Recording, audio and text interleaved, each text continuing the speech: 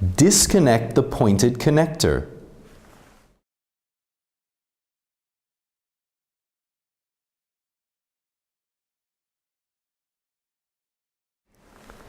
Remove the snap ring of the regist clutch. Pull out the regist clutch. Again, remove the pointed connector.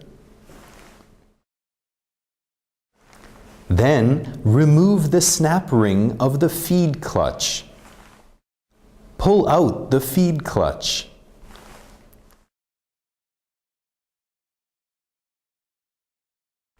Again, remove the pointed connector.